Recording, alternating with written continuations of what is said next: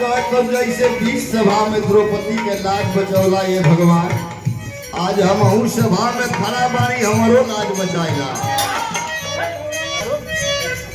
हर द्रौपदी के लाज बचौला सभा बीच सिर बढ़ाई।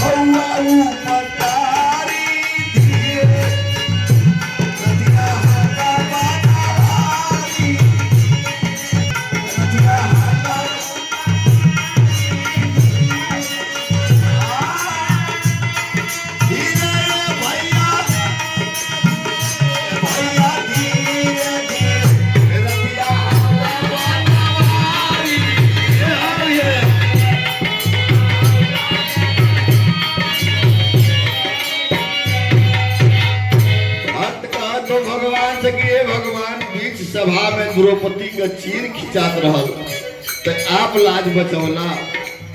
निर्धन ब्राह्मण सुदामा के महल बनाए जाला। आज वो अनाथ भक्त सभा में खड़ा होकर तो पुकारत हो, हे भगवान केहू के लाज